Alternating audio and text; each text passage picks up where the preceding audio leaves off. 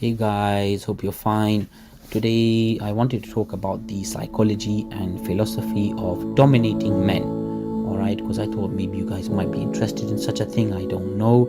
And also, I have the flu, so if I sound off or if I cough, which was an excuse to cough, then do forgive me. But anywho and anyhow, let's just get into the podcast. So, of course, you guys might have heard of the terms like alpha male and sigma male, right? And they've become increasingly common. You might have heard them in like TikTok, Reddit, or YouTube, maybe when you're chatting in Discord, maybe even you might have heard the terms alpha male, sigma male. Okay, there's many memes, but behind all the funny things and all the online stuff, these terms, they actually describe men who are seen as dominant, confident, and successful. All right, so understanding the psychology and philosophy behind these labels can help us understand why some men are perceived this way and what drives their behavior. So starting off, I want to talk about the alpha male. And the term alpha male actually originates from the study of animal behavior, especially within groups of primates, like monkeys, gorillas, and the alpha male is typically the leader, okay, and he exerts control over his tribe, he exerts control over others, and they often enjoy the most resources and mating opportunities, okay. Now, of course, these are obviously with psychological traits. So psychologically, alpha males are often characterized by high levels of confidence, assertiveness, and competition, right? They're very competitive. And they tend to display strong leadership qualities and a desire for dominance, okay?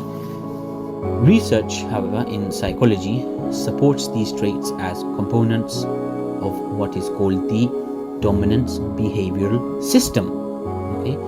And within these systems, of course, there are actually three things that define, what you would call a alpha male, sigma male, a dominant person, dominant man. And the first one would be, confidence and assertiveness, right? Because alpha males are confident in their abilities and assertive in their actions, okay? This confidence often attracts others, and of course it commands respect. And according to Dr. Robert Glover, who is actually an author of this book called No More Mr. Nice Guy, he says that confidence is a key trait that differentiates dominant men from others, or in his words, confidence is the most attractive quality a man can possess. And that's Glover, 2003. All right. And then the second thing is leadership and social status. All right. Leadership is another critical trait. Studies have shown that alpha males are often natural leaders, which is linked to their social status. And there was actually research published in the Journal of Personality and Social Psychology, which found that individuals who exhibit dominant behavior are more likely to be perceived as leaders. All right, and that's actually coming from Anderson and Kilduff in 2009. The third one is obviously competition, okay, and competition is a driving force for many alpha males, and they thrive on competition and often set high goals for themselves. So this trait is supported by evolutionary psychology, actually, and it suggests that males who are more competitive had better chances of survival and reproduction. Right. And now moving on to the sigma male. Okay, so we've done the alpha male. Let's talk about the sigma male, because that's a newer concept, okay, and it differs from the alpha male. So while an alpha, he seeks to lead and dominate, a sigma is seen as what I would say a lone wolf who operates outside the traditional social hierarchy. Okay, and obviously the sigma male, they have their own psychological traits. Sigma males, they obviously share some traits with the alpha males, like confidence and independence, but they are more introverted and self-reliant. Okay, and then obviously sigma males, they usually have like these two main traits, which is independence and self-reliance, and then mystery and introspection. Talking about independence and self-reliance, well, sigma males value their independence highly. They are self-reliant and prefer to rely on their own skills and judgment rather than seeking approval or support from others. And this trait, it aligns with the idea of autonomy in psychology. Okay, so where individuals actually seek to maintain control over their own lives. And then mystery and introspection, sigma males, well, they often have a mysterious aura about them, which can be intriguing to others, and they spend a lot of time in introspection, thinking, ruminating, reflecting on their goals and beliefs. And this introspection is linked to higher levels of self-awareness and emotional intelligence, as noted by Dr. Daniel Goleman in his book Emotional Intelligence, where he talks about it in one of his works in 1995. Moving on, I want to talk about the philosophy of dominance. And the philosophy behind the behavior of alpha and sigma males can be traced back to existentialism and individualism. And these philosophers, they actually emphasize the importance of personal freedom, self-determination, and the pursuit of one's own path. So existential thinkers like Jean-Paul Sartre argue that individuals must create their own meaning in life. And this philosophy resonates with sigma males, who carve out their own paths without relying on social structures.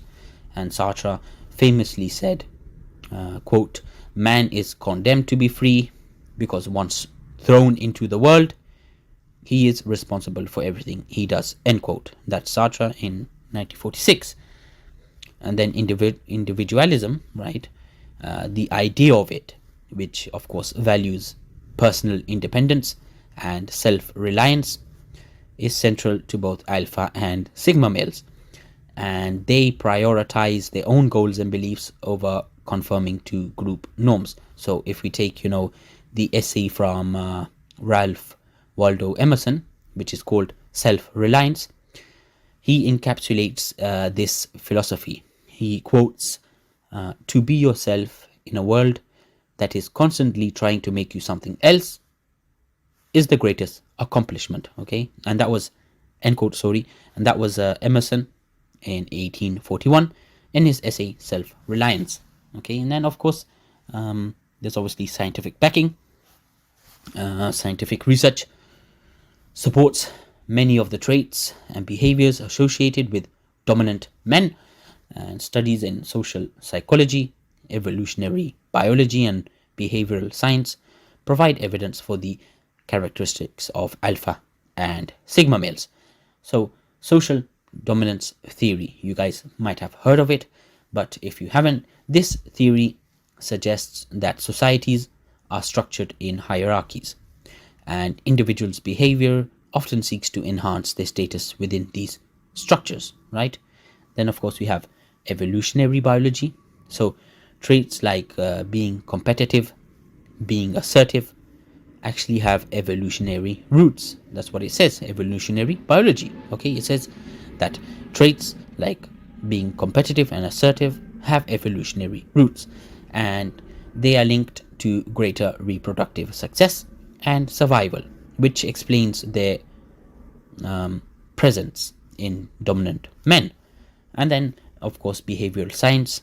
Okay, in behavioral science, research actually shows that leadership and dominance behaviors are often rewarded in social and professional settings, reinforcing these traits in individuals who exhibit them. All right. So, understanding the psychology and philosophy of dominant men, whether they are alpha males or sigma males or dominant men or whatever you want to call them, reveals a very complex interplay of traits and behaviors shaped by both nature and nurture. Confidence, leadership, independence, introspection, these are key elements that define these individuals.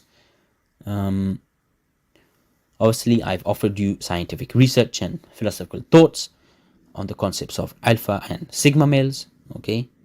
And hopefully maybe you know how some men navigate and excel in the social hierarchies of life. So hope you guys enjoyed this podcast. Just wanted to do something a bit different today. Maybe you guys were interested in this. I really am not sure. Maybe this podcast won't even be that fruitful to you guys, but hey, it is something that a lot of people think about, believe it or not, in the back of their heads. What makes a person dominant? What makes a person more successful? Right? So maybe I've helped you. I don't know. Thank you, bros. Thank you all. Thank you, bros. Thank you, sisters, boys and girls. Yeah, thank you.